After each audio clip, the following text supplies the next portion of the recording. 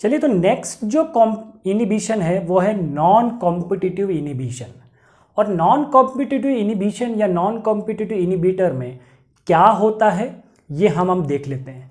तो सबसे पहले हमने अभी कॉम्पिटिटिव इनिबिशन देखा, उसमें हमने कुछ कैरेक्टरिस्टिक्स पढ़े।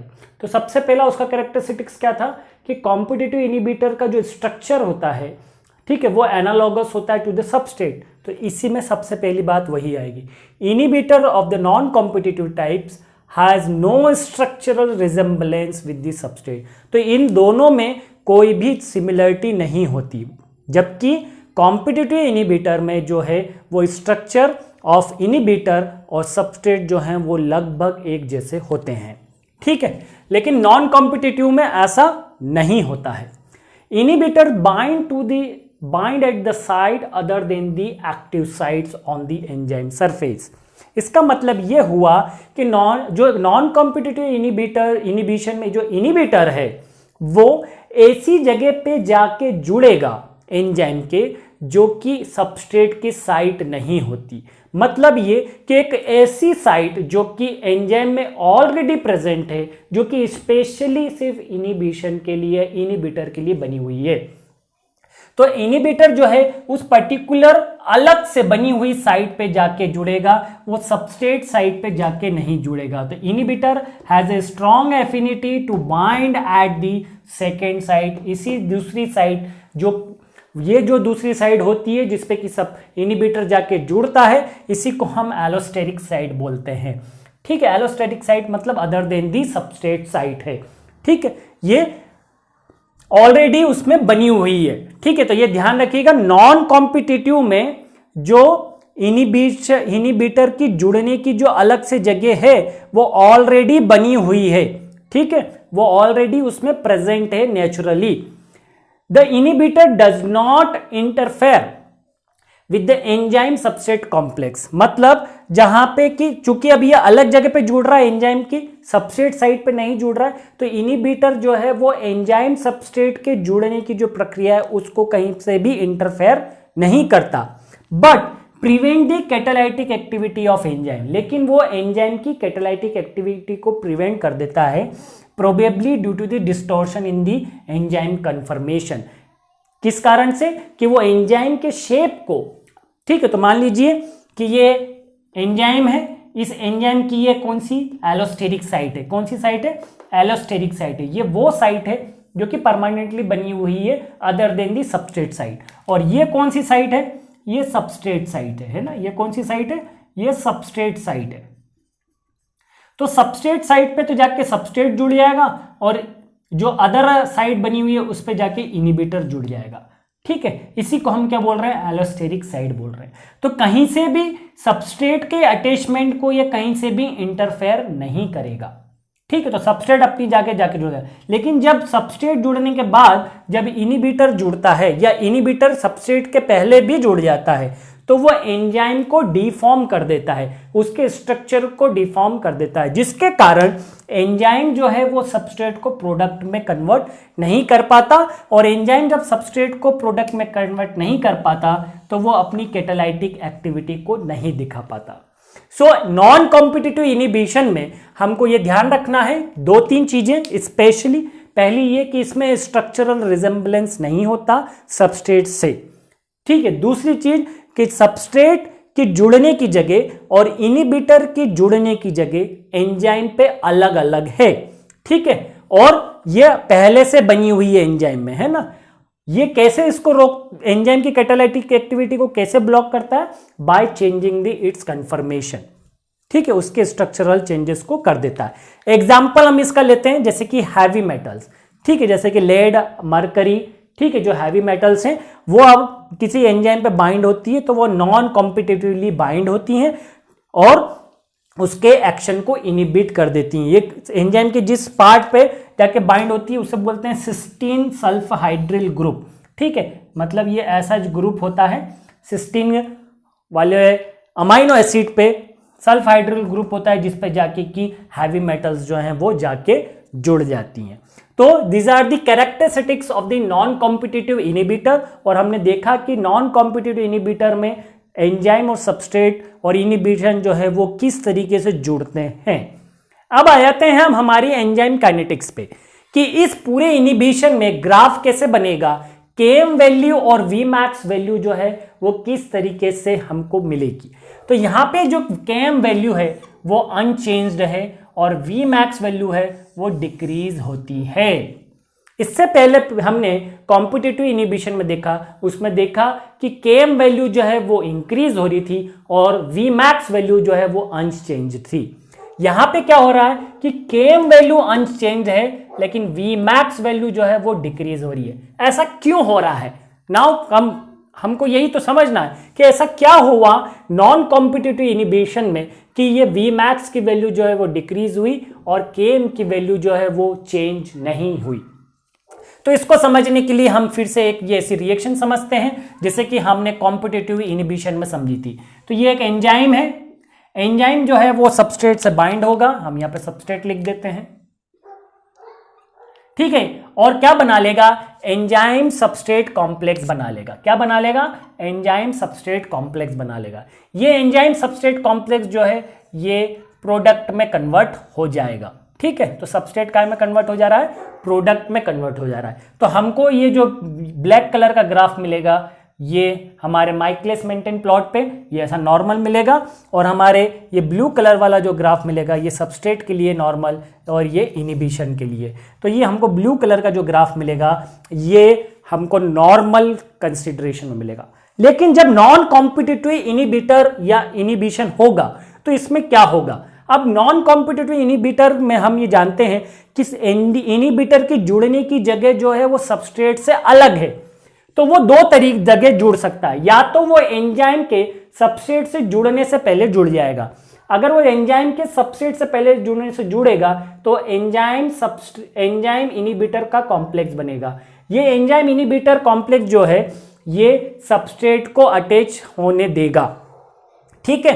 क्यों? क्योंकि दोनों की जुड़ने की अलग अलग जगह है, लेकिन इससे कोई प्रोडक्ट नहीं मिलेगा, इससे कोई नो रिएक्शन होगी, ठीक है, यहां कोई रिएक्शन नहीं होगी।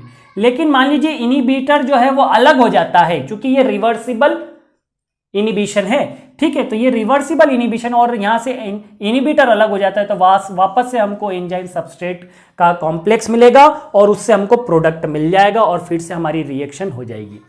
क्वेश्चन ये कि इसमें Vmax डिक्रीज क्यों हुआ, ठीक है, और Km वैल्यू जो है वो अनचेंज क्यों रही, ठीक है।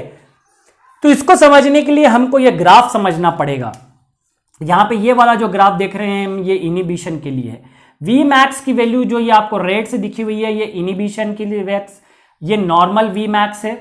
Vmax बाई 2 जो है ये नॉर्मल है और ये Vmax बाई 2 जो लिखा हुआ है ये इनिबिटर का है। दोनों की Km वैल्यू जो है वो सेम है, लेकिन Vmax वैल्यू जो है वो डिक्रीज हुई है। ऐसा क्यों हुआ है? Let's see the consideration. हम यहाँ पे कंसिडरेशन मतलब हम यहाँ पे देखते हैं कि हुआ क्या है।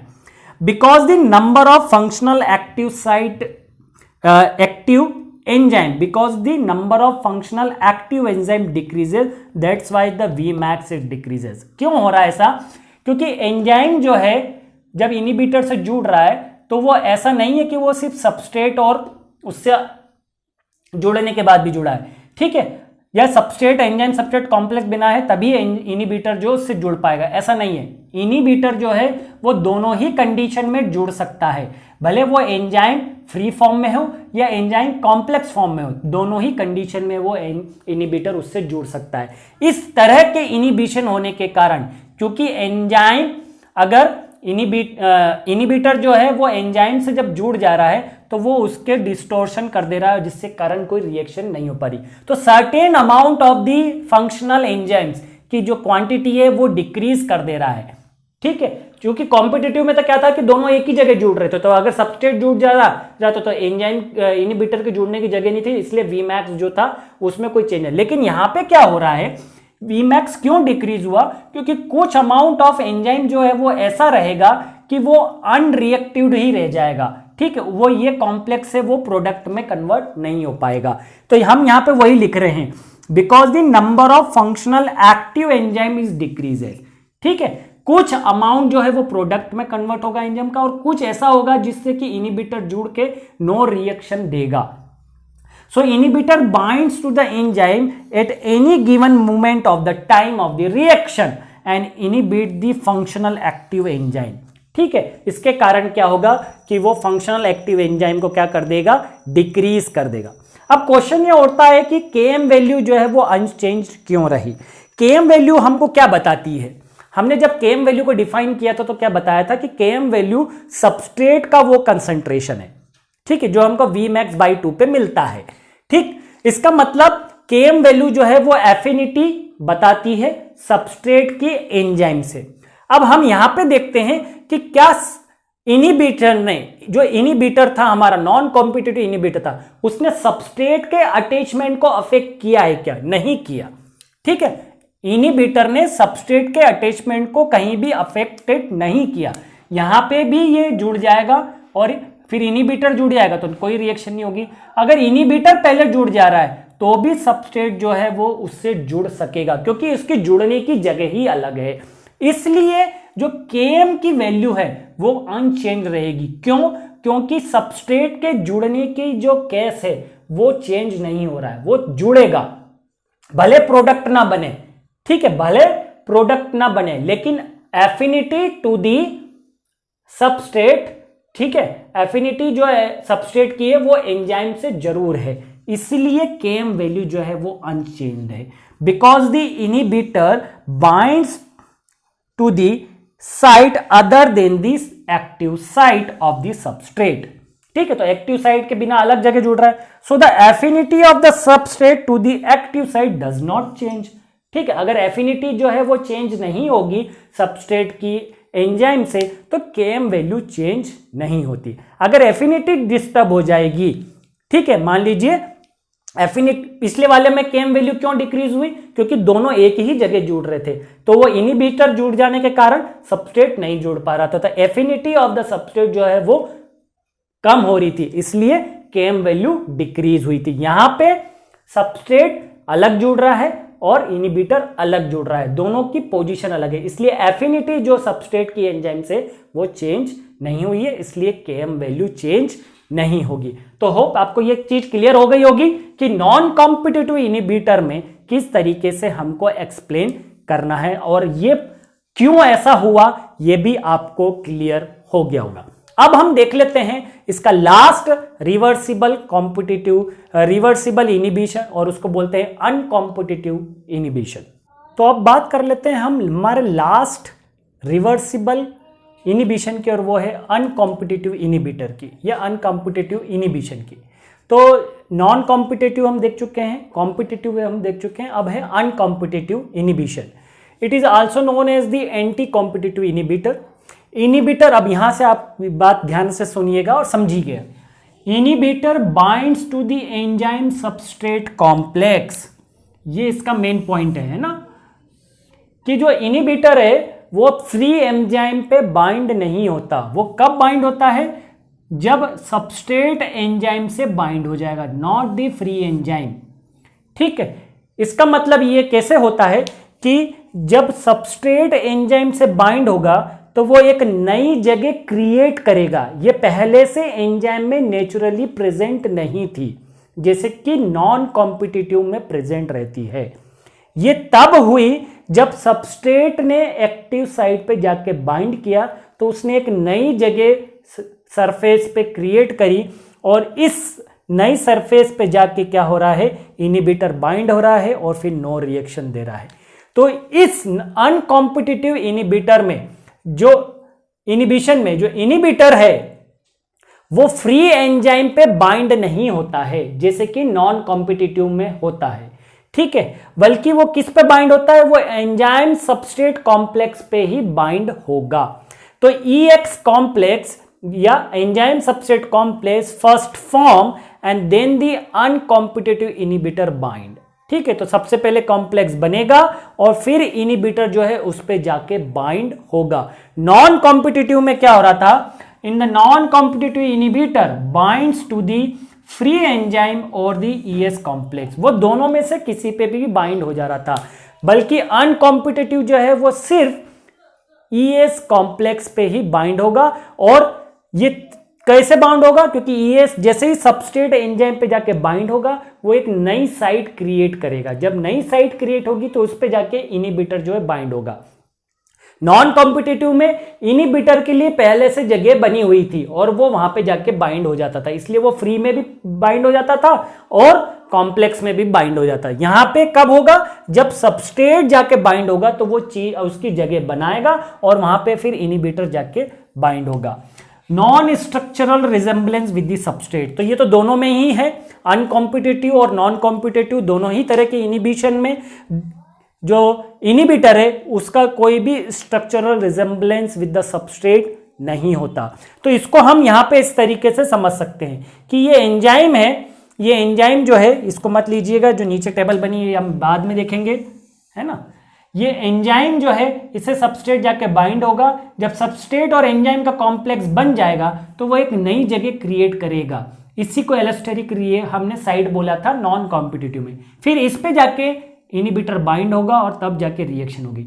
अगर सबस्ट्रेट एंजाइम पे बाइंड नहीं होगा तो इनिबिटर को बाइंड होने की कोई जगह नहीं बनेगी। बल्कि नॉन कॉम्पिटिटिव में क्या हो रहा था कि उसमें भले ही सबस्ट्रेट जुड़े या ना जुड़े, इनिबिटर जो है आसानी से उसकी बनी हुई जगह पे जाके जुड़ जा रहा था। अब यहां पे तो हमने इसका समझ लिया, इसके कैरेक्टरिस्टिक समझ लिए कि इसमें कैसे हो रहा है। अब हम आ जाते हैं कि इसमें Vmax और Km वैल्यू का क्या हुआ। ठीक है, जैसे हम अभी तक देखते रहे तो इसमें दोनों ही वैल्यू जो है क्या हो रही हैं? डिक्रीज हो रही हैं। Vmax भी डिक्रीज हो रहा है और Km वैल्यू भी डिक्रीज हो रही है। ऐसा क्यों हो रहा है ये हमको समझना है। ठीक है, हम जैसे कि इससे पहले उसमें भी सब में समझते आए हैं। तो हम यहाँ पे फिर से वही रिएक्शन देखेंगे कि एंजाइम जो है वो सबस्ट्रेट से पहले बाइंड होगा, एंजाइम सबस्ट्रेट कॉम्प्लेक्स बनाएगा और ये एंजाइम सबस्ट्रेट कॉम्प्लेक्स जो है वो प्रोडक्ट में कन्वर्ट होगा। This is the normal reaction जो कि हम इस ब्लैक कर्व में देख रहे हैं और इसमें ब्लू कर्व में देख रहे हैं। ठीक है, लेकिन जब इनिबिटर नॉन अनकॉम्पिटिटिव इनिबिटर या एंटी कॉम्पिटिटिव इनिबिटर जब इस पे बाइंड होगा सबस्ट्रेट एंजाइम सबस्ट्रेट कॉम्प्लेक्स पे, तो एंजाइम सबस्ट्रेट इनिबिटर कॉम्प्लेक्स बनाएगा और ये इनिबिटर कॉम्प्लेक्स जो है फिर कोई भी रिएक्शन नहीं देगा। इस पूरे केस में जो है Km भी डिक्रीज हो रहा है और Vmax भी डिक्रीज हो रहा है। इस ग्राफ को हम बाद में समझेंगे, पहले हम इस ग्राफ से Km और Vmax की जो वैल्यू डिक्रीज हुई है वो क्यों हुई है उसको समझते हैं। ठीक है, फिर यही चीज जो है हम इस लीन वीवर ब्रुक इक्वेशन पे देखेंगे और लास्ट में हम समरी देख लेंगे। ठीक, तो हुआ क्या है कि Vmax डिक्रीज क्यों हुआ है? Vmax इसलिए डिक्रीज हुआ है क्योंकि यहां पे फंक्शनल एंजाइम की संख्या जो है वो कम हुई है। फंक्शनल एंजाइम की संख्या कम कैसे हुई? जैसे कि नॉन कॉम्पिटिटिव में भी फंक्शनल एंजाइम की संख्या कम हो रही थी। क्यों? क्योंकि इनिबिटर जो है वो दोनों ही जगह बाइंड हो जा रहा था। ठीक है, फ्री एंजाइम पे भी बाइंड हो जा रहा था और एंजाइम सबस्ट्रेट कॉम्प्लेक्स पे भी बाइंड हो जा रहा था। अब यहां पे जो है वो फ्री एंजाइम पे तो बाइंड नहीं हो रहा है, लेकिन वो एंजाइम सबस्ट्रेट कॉम्प्लेक्स पे बाइंड हो रहा है। इसके मतलब कि कुछ एंजाइम सबस्ट्रेट कॉम्प्लेक्स ऐसा होगा जो कि प्रोडक्ट में कन्वर्ट नहीं हो पाएगा और ये जो एंजाइम सबस्ट्रेट इनिबिटर कॉम्प्लेक्स है ये स्ट्रांगली होल्ड करेगा। ठीक है, और कोई भी रिएक्शन नहीं देगा। जब रिएक्शन नहीं होगी, जब कुछ कंसंट्रेशन ऑफ एंजाइम से कोई भी रिएक्शन नहीं आएगी तो Vmax डिक्रीज ही होगा। ऐसा हमने सिमिलरली नॉन कॉम्पिटिटिव में भी देखा था। ठीक है, तो यहां पे हम ये देख रहे हैं कि Vmax वैल्यू तो डिक्रीज हुई, ये तो समझ में आ गया। अब Vmax वैल्यू अगर यहां पे डिक्रीज हो रही है तो Vmax वैल्यू अगर डिक्रीज होगी तो 1/Vmax वैल्यू क्या होगी? इंक्रीज हो जाएगी। ठीक है, जैसे हम एक चीज को 1 को 4 से डिवाइड करें तो हमको संख्या छोटी मिलेगी, लेकिन अगर 1 को हम 2 से डिवाइड करेंगे, ठीक है, तो संख्या क्या 1 को हम 2 से क्या करेंगे तो संख्या क्या हो जाएगी? बड़ी हो जाएगी। तो जितनी हम छोटी संख्या से डिवाइड करते हैं, तो अगर 1/Vmax वैल्यू को अगर Vmax की वैल्यू छोटी होगी, ठीक है, जैसे अब Vmax की वैल्यू मान लीजिए नॉर्मली 4 है और अगर ये छोटी होकर 1/2 हो जा रही है तो इसकी वैल्यू क्या हो जाएगी? ये 0.25 देगी और ये 0.5 देगी, मतलब हमको ज्यादा बड़ी संख्या मिलेगी। ठीक, तो Vmax वैल्यू अगर डिक्रीज हुई तो so the Vmax 1/Vmax value क्या हो जाएगी? इंक्रीज हो जाएगी। इसलिए इस ग्राफ में जो ये इनिबिशन का जो ग्राफ है इसमें 1/Vmax की वैल्यू जो है वो नॉर्मल वैल्यू से ज्यादा आ रही है। ठीक, ये दोनों एक दूसरे के पैरेलल क्यों हैं वो हम बाद में देखते हैं जब हम Km देख लेंगे। ठीक, तो हमने यहां पे यही लिखा है कि Vmax डिक्रीज क्यों हुआ, because the inhibitor binds the binding of the substrate with enzyme and decrease the number of functional active enzyme. अगर number of functional active enzyme decrease हो जाएंगे, number of functional active enzyme decrease हो जाएंगे, कुछ enzyme substrate complex होगा जो कि reaction में कन्वर्ट नहीं हो पाएगा, कुछ हो जाएगा, तो टोटल एंजाइम सबस्ट्रेट कॉम्प्लेक्स में से कुछ तो प्रोडक्ट बना तो कुछ वेलोसिटी मिलेगी, कुछ की वेलोसिटी नहीं मिलेगी, तो वो Vmax जो है उसका क्या होगा, डिक्रीज हो जाएगा, क्योंकि एक्टिव एंजाइम जो है वो कम हो गए। सो the inhibitor block the conversion of substrate into the product, ये मैं आपको बता चुका हूं। अब हम देखते हैं कि Km की वैल्यू क्यों डिक्रीज हुई। तो Km को जब हमने पढ़ा था तो हमने देखा था कि Km जो है वो एफिनिटी को शो करता है, किसकी एफिनिटी को, एंजाइम और सबस्ट्रेट की एफिनिटी को शो करता है। ठीक है, तो अगर Km की वैल्यू डिक्रीज है, इसका मतलब कि एंजाइम सबस्ट्रेट की एफिनिटी इंक्रीज है, ये मैंने आपको वहां पे भी बताया था, आप जाए तो वापस से देख सकते हैं। और Km की वैल्यू अगर इंक्रीज है तो एफिनिटी क्या है, डिक्रीज है। हम यहां पे बोल रहे हैं कि Km की वैल्यू डिक्रीज हुई, मतलब एंजाइम सबस्ट्रेट की एफिनिटी क्या हुई, इंक्रीज होना चाहिए। तो so the inhibitor binds to the ES complex. अब इनिबिटर क्या कर रहा है, इस ES कॉम्प्लेक्स से बाइंड हो रहा है, और ES कॉम्प्लेक्स से बाइंड होने के कारण ये बना रहा है एंजाइम सबस्ट्रेट इनिबिटर कॉम्प्लेक्स बना रहा है। सबस्ट्रेट का इससे further removal is not that much easy, मतलब सबस्ट्रेट जो है उस बाइंड पे जब जाके जुड़ जाएगा तो वो वैसा का वैसा जुड़ा रह जाएगा। क्यों, क्योंकि इनिबिशन का जो पॉकेट बना है जुड़ने का, वो सबस्ट्रेट के जुड़ने के कारण ही बना है, तो वो उतना इजीली वहां से निकल नहीं पाएगा जब तक कि इनिबिटर रिमूव नहीं हो जाता।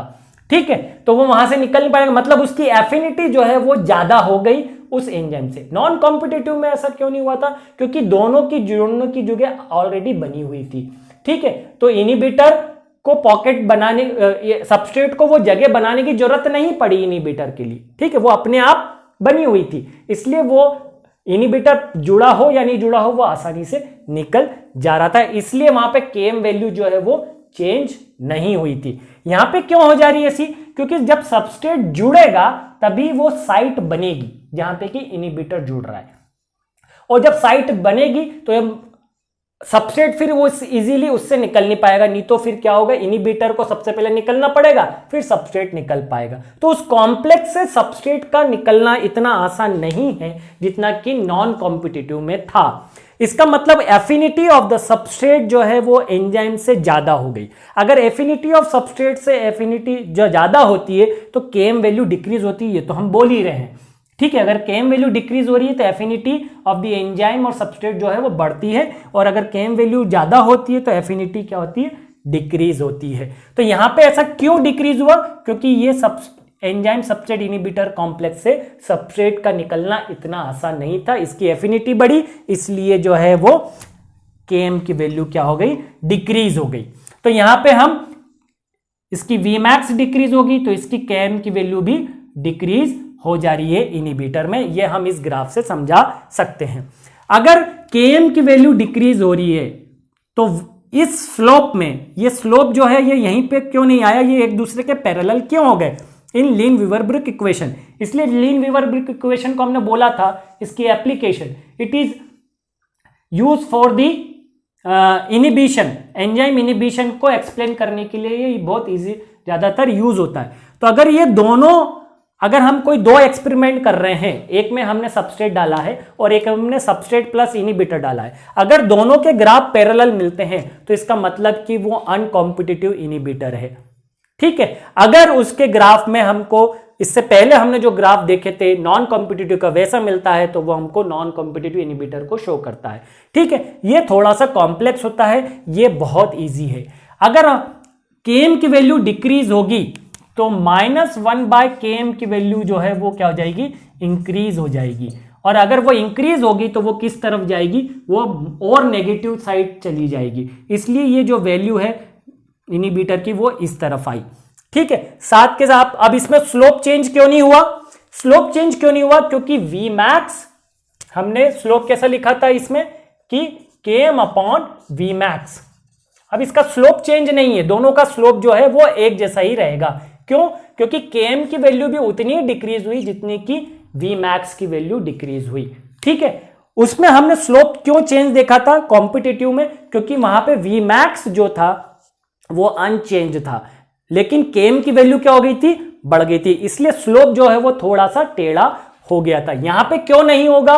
क्योंकि Km की वैल्यू भी डिक्रीज हो रही है और Vmax की वैल्यू भी डिक्रीज हो रही है, इसलिए इसका स्लोप जो है वो इसके स्लोप के बराबर ही रहेगा। लेकिन Vmax की वैल्यू बढ़ जाएगी, क्योंकि Vmax जो है वो कम हुआ है तो 1/Vmax की वैल्यू बढ़ जाएगी, इसलिए y एक्सिस पे इसका इंटरसेप्ट बढ़ जाएगा। और Km की वैल्यू भी बढ़ेगी, क्योंकि 1/Km डिक्रीज हुआ है तो 1/Km की वैल्यू जो है वो भी बढ़ जाएगी। ठीक है, इसलिए हमको ये दोनों जो ग्राफ हैं ये पैरेलल मिलेंगे with the same slope. It is happening only in the uncompetitive inhibitor. तो जब इस तरह का इनिबिशन होता है तो हमको इसी तरह का लीन-वीवर-ब्रुक इक्वेशन या प्लॉट मिलता है, जो कि ज़्यादा इजी टू अंडरस्टैंड है, जिससे हम ज़्यादा आसानी से समझा सकते हैं किसी भी तरह के एंजाइमेटिक इनिबिशन को।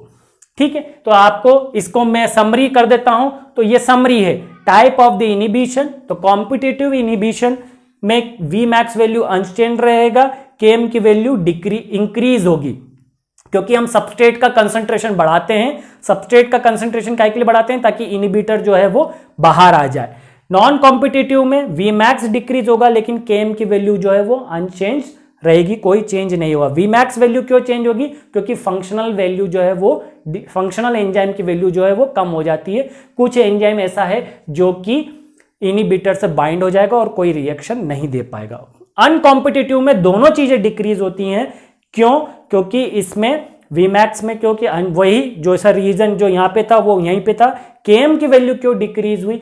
Km की वैल्यू इसलिए डिक्रीज हुई क्योंकि एफिनिटी जो है सबस्ट्रेट की वो ज्यादा हो गई। यहां पे ऐसा नहीं था, यहां पे सबस्ट्रेट जो है अलग जगह बाइंड हो रहा था और इनिबिटर अलग जगह बाइंड हो रहा था। यहां पे सबस्ट्रेट के जुड़ने के बाद ही इनिबिटर बाइंड हो रहा है, तो सबस्ट्रेट का निकलना इतना आसान नहीं हो जाता है। ठीक है, तो this is the summary of the all type of the reversible inhibitor. ठीक है, तो आपको ये क्लियर होगा। अब हम देखेंगे इसमें इररिवर्सिबल इनिबिशन का। तो हम अब अगले इनिबिटर की और टाइप्स ऑफ इनिबिटर की बात कर लेते हैं। और हमने इससे पहले जितने भी इनिबिटर देख लिए उसमें हमने रिवर्सिबल इनिबिटर्स के 3 तरीके के टाइप्स देखे: competitive inhibitor, non competitive inhibitor और अनकॉम्पिटिटिव इनिबिटर।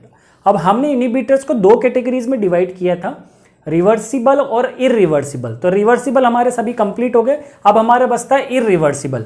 तो जैसे कि नाम में ही इसके आ रहा है इररिवर्सिबल। इररिवर्सिबल का मतलब क्या हुआ कि ये वापस से इनिबिटर जुड़ने के बाद वापस से एंजाइम से अलग नहीं होता है। ठीक है, तो ऐसे इनिबिटर जो कि एंजाइम की सबस्ट्रेट साइड से जाके जुड़ने के बाद फिर उससे अलग नहीं होते हैं, वो इररिवर्सिबल इनिबिटर कहलाते हैं और ये प्रोसेस इररिवर्सिबल इनिबिशन कहलाती है। ठीक है, तो ये inhibitor binds covalently with the enzyme. तो इससे पहले वाले हमने जब रिवर्सिबल बताया था तो उसमें हमने बताया था कि जो रिवर्सिबल इनिबिटर्स होते हैं वो नॉन कोवैलेंटली बाइंडेड होते हैं। हमने डेफिनेशन में मैंने वहां पे मेंशन भी किया था कि हमको ये स्पेशली ध्यान रखना है कि ये नॉन कोवैलेंटली बाइंडेड होते हैं, मतलब दूसरे बॉन्ड से, वीक बॉन्ड से रिवर्सिबल में जो इनिबिटर है वो एंजाइम से बाइंड होता है। इररिवर्सिबल में ये कोवैलेंटली बाइंड होते हैं। कोवैलेंट बॉन्ड जो होता है वो ज्यादा स्ट्रॉन्ग बॉन्ड होता है, तो वो वहां पे उसकी सबस्ट्रेट साइड पे जाके बहुत स्ट्रांगली बॉन्डेड होते हैं और इजीली फिर रिमूव नहीं होते हैं। अगर आप उस कोवैलेंटली बाइंड होने के कारण वो उस एंजाइम को क्या करते हैं, कंप्लीटली इनएक्टिव कर देते हैं। जनरली जो इररिवर्सिबल इनिबिटर्स होते हैं they are generally the toxic substances. ये क्या होते हैं? टॉक्सिक सब्सटेंसेस होते हैं। ठीक है, तो इसमें हम इसके फर्दर हमने एक टाइप लिखा था जब हमने क्लासिफाई किया था यहाँ पे उसको, तो उसमें हमने लिखा था सुसाइड इनिबिशन। तो ये सुसाइड इनिबिशन को हम बाद में देखते हैं, पहले हम इसके एग्जांपल्स ले लेते हैं कि इररिवर्सिबल इनिबिटर्स हमको कायम में देखने को मिलता है। ठीक है, तो जैसे कि एग्जांपल्स ले रहे हैं अब हम, आयोडोएसीटेट बाइंड्स विद द एंजाइम। ठीक है, आयोडोएसीटेट जो है वो एंजाइम से बाइंड होता है, जैसे पैपेन हो गया या ग्लिसरॉल्डिहाइड 3 फॉस्फेट डिहाइड्रोजिनेस से बॉन्डेशन हो गया। ये जो इंटरेक्शन है आयोडोएसीटेट का with this enzymes, it is the irreversible type से होता है। ये वापस से उनसे डिटेच नहीं होगा, मतलब उनका डिसोसिएशन जो है वो वापस से नहीं हो पाता है। और भी एग्जांपल हैं, तो डाई आइसोप्रोपाइल फ्लोरोफॉस्फेट, जिसको नर्व गैस भी बोला जाता है, ठीक है, डाई आइसोप्रोपाइल फ्लोरोफॉस्फेट, इसको नर्व गैस भी बोला जाता है। तो अब नर्व गैस से हम जानते हैं, नर्व मतलब कि हमारे नर्वस सिस्टम से, तो नर्वस सिस्टम में हमारे कुछ एंजाइम्स ऐसे होते हैं जिनमें कि सेराइन जो है उनके एक्टिव साइट पे होता है। क्या होता है? सेराइन होता है। और ये सेराइन कंटेनिंग एंजाइम्स जो हैं ये इससे ये डाई आइसोप्रोपाइल फ्लोरोफॉस्फेट ये जो है ये जाके बाइंड हो जाता है। तो ऐसे एंजाइम्स जिसमें कि सेराइन कंटेनिंग होता है उनकी एक्टिव साइट्स पे, उस पे ये वाला इनिबिटर जो है वो जाके बाइंड हो जाता है। जैसे कि एग्जांपल हम देखते हैं, सेराइन प्रोटीएज एसिटाइल कोलिन स्टीरेज। तो एसिटाइल कोलिन एक न्यूरोट्रांसमीटर है और ये एंजाइम है जो कि उसमें उसके ट्रांसफॉर्मेशन में यूज होता है। और भी एग्जांपल हैं, जैसे कि डाइसल्फिराम एक ड्रग है, ठीक है, ये ड्रग यूज होती है in the treatment of alcoholism. जब ओवर अल्कोहलिज्म हो जाता है तो उसमें यूज होती है। ये ड्रग भी जो है जिस एंजाइम को ब्लॉक करती है, ठीक है, वो है अल्कोहल डिहाइड्रोजिनेज। ठीक है, ये हमने classification oxidoreductase types of enzymes में पढ़ा था, alcohol dehydrogenase, succinate dehydrogenase, malate dehydrogenase, fumarate dehydrogenase, ठीक है, there are number of dehydrogenase. तो ये अल्कोहल डिहाइड्रोजिनेज से क्या हो जाता है? बाइंड हो जाता है डाइसल्फिराम और यूज्ड होता है in the treatment of alcoholism. तो इसका बॉन्डेशन भी कैसा है? इरिवर्सिबल टाइप का है। एक और बहुत अच्छा एग्जांपल है और वो है पेनिसिलिन एंटीबायोटिक का। ठीक है, हम जैसे जानते हैं कि पेनिसिलिन एंटीबायोटिक जो है वो किससे बाइंड होता है? वो बाइंड होते हैं एंटी बैक्टीरियल से। ठीक है, बैक्टीरिया को जो है वो ब्रेक डाउन करते हैं। तो पेनिसिलिन का मोड ऑफ एक्शन क्या है? वो क्या करता है कि बैक्टीरिया के सेल वाल का लाइसिस कर देता है। ठीक है, सेल वाल को लाइसिस कैसे करेगा कि सेल वाल को बनने नहीं देगा फर्दर। ठीक है, तो वो क्या करता है, सेल वॉल में, बैक्टीरिया की सेल वॉल में पाए जाने वाले एक एंजाइम जिसको हम बोलते हैं ट्रांसपेप्टाइडेज। कौन सा एंजाइम है? ट्रांसपेप्टाइडेज। ये ट्रांसपेप्टाइडेज एंजाइम जो है ये सेल रेप्लिकेशन में जो है वहां पे सेल वॉल सिंथेसिस में यूज होता है बैक्टीरिया की। और पेनिसिलिन क्या करता है? इस ट्रांसपेप्टाइडेज एंजाइम से जाके बाइंड हो जाता है और उसको सेल लाइसिस या हम बोले सेल वॉल लाइसिस कॉज कर देता है, जिससे कि बैक्टीरिया की डेथ हो जाती है। और तो ये हमको एज ए एंटीबायोटिक इसलिए हम इसका यूज करते हैं। एक और बहुत अच्छा एग्जाम्पल है और वो है साइनाइड। हम सभी जानते हैं साइनाइड इज वेरी पॉइजनस। ठीक है, उसका टेस्ट भी नहीं ले पाते हैं। ठीक, तो साइनाइड्स क्या करता है? ये साइटोक्रोम ऑक्सीडेज होते हैं। साइटोक्रोम ऑक्सीडेज क्या होते हैं? हमारी बॉडी में इलेक्ट्रॉन ट्रांसपोर्ट चेन होती है। अभी हम बायोलॉजिकल ऑक्सीडेशन पढ़ेंगे जब यूनिट 3 में, तब हम इस इलेक्ट्रॉन ट्रांसपोर्ट चेन को पढ़ेंगे और साइटोक्रोम ऑक्सीडेज के बारे में भी पढ़ेंगे। तो साइटोक्रोम ऑक्सीडेज एक तरह के एंजाइम्स हैं जो कि एटीपी फॉर्मेशन में, ठीक है, और ऑक्सीजन को यूज करते हैं सेल के अंदर ताकि एनर्जी प्रोडक्शन हो पाए। तो ये साइनाइड जो है वे इरिवर्सिबली साइटोक्रोम ऑक्सीडेज से जाके क्या हो जाते हैं?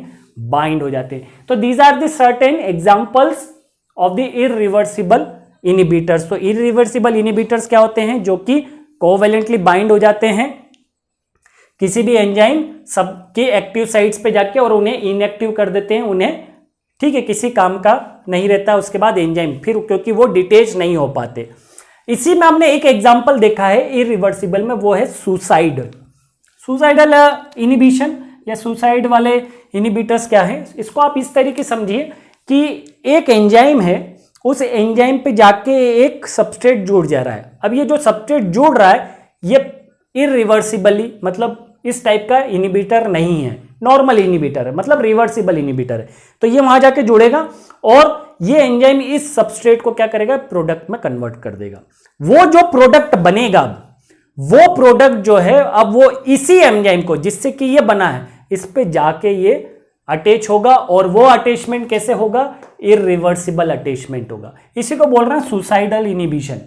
ठीक है, जो वो बना रहा है एंजाइम, जो बना हुआ प्रोडक्ट है वही उसके लिए क्या हो जा रहा है? हार्मफुल हो जा रहा है, क्योंकि वो उसको इरिवर्सली बाइंड कर ले रहा है। ठीक है, तो आपको यहां पे समझ में आ जाएगा जब हम इसको देखते हैं। जैसे कि in this inhibition the original inhibitor, original inhibitor मतलब जो उससे पहली बार जाके जुड़ रहा है एंजाइम से, वो स्ट्रक्चर एनालॉगस है। स्ट्रक्चर एनालॉगस हमने काय में पढ़े थे, कॉम्पिटिटिव इनिबिटर में, कॉम्पिटिटिव इनिबिटर। तो ये एक तरह का कॉम्पिटिटिव इनिबिटर है, ठीक है, जो कि उस एंजाइम से जाके जुड़ेगा और जो कि अभी रिवर्सिबल इन नेचर है, ठीक है। Is converted to the more potent form. अब जब वो एंजाइम उस सबस्ट्रेट को जाके प्रोडक्ट में कन्वर्ट कर देगा, तो वो प्रोडक्ट जो बनेगा वो उसी एंजाइम को जिससे कि वो बना है उसको वो क्या करेगा, इनिबिट करेगा, ठीक है। और वो इनिबिशन कैसे होगा, वो इरिवर्सिबल इनिबिशन होगा, ठीक है। मतलब जो वो प्रोड्यूस कर रहा है वही उसके लिए हार्मफुल हो जाएगा, ठीक है, एंजाइम के लिए, ठीक है। तो इसको हम बोलते हैं सुसाइडल इनिबिशन। एग्जांपल है, जैसे हम एग्जांपल लेते हैं कैसे, एलोप्यूरिनॉल। अब ये हमने कॉम्पिटिटिव इनिबिशन में पढ़ा था example. Allopurinol used in the gout, ये यूरिक एसिड के फॉर्मेशन को क्या करता है, कम कर देता है। किस एंजाइम को इनिबिट करके, जेंथिन ऑक्सीडेज एंजाइम को इनिबिट करके। अब जब एलोप्यूरिनॉल इस जेंथिन ऑक्सीडेज पे जाके जुड़ता है, इसको नॉर्मल सबस्ट्रेट कौन सा था, हाइपोजेंथिन है ना, तो ये जब जेंथिन ऑक्सीडेज उस जाके उस पर जुड़ जाता है एलोप्यूरिनॉल, तो ये एलोजेंथिन में कन्वर्ट होता है। अब एलोप्यूरिनॉल तो जो है वो रिवर्सिबल कॉम्पिटिटिव इनिबिटर है, ठीक है, हाइपोजेंथिन से। लेकिन जो अब एलोप्यूरिनॉल से जो प्रोडक्ट बनता है जुड़ने के बाद, एलोजेंथिन, ये एलोजेंथिन इस जेंथिन ऑक्सीडेज को इरिवर्सिबली बाइंड कर देता है।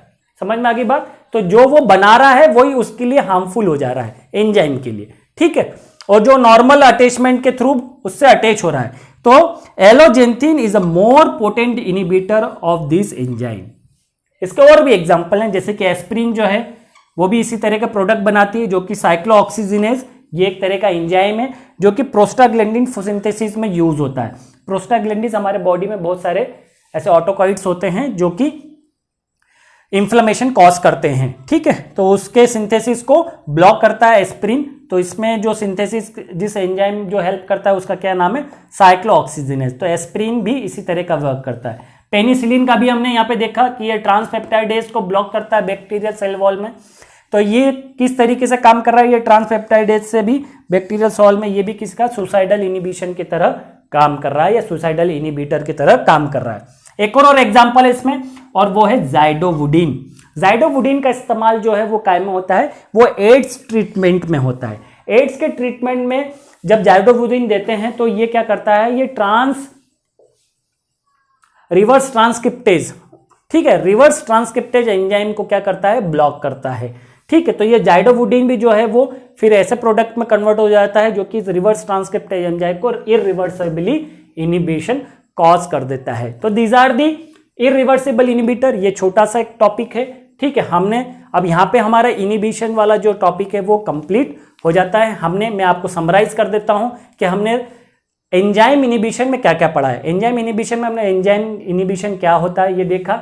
इसको हमने दो तरीके से, या इनिबिटर की हमने डेफिनेशन देखी थी, इसको हमने दो तरीके से क्लासिफाई किया, कॉम्पिटिटिव इनिबिटर और रिवर्सिबल इनिबिटर और इरिवर्सिबल इनिबिटर।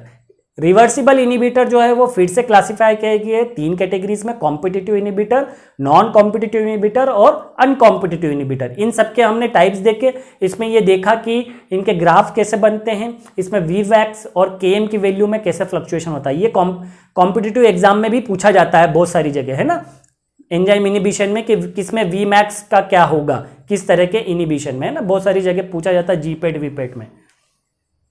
दूसरा हमने जो क्लास देख लिया, this is the last one, that is the reverse irreversible inhibitor, कि जो जुड़ने के बाद फिर जो अलग नहीं हो पाते ऐसे इनिबिटर। तो हम इसमें सारे एग्जाम्पल लिए 4-5, और इसमें हमने एक कैटेगरी देखी, that is the suicidal inhibition. तो यहां पे हमारा एंजाइम इनिबिशन वाला पार्ट जो है वो खत्म होता है। Thank you.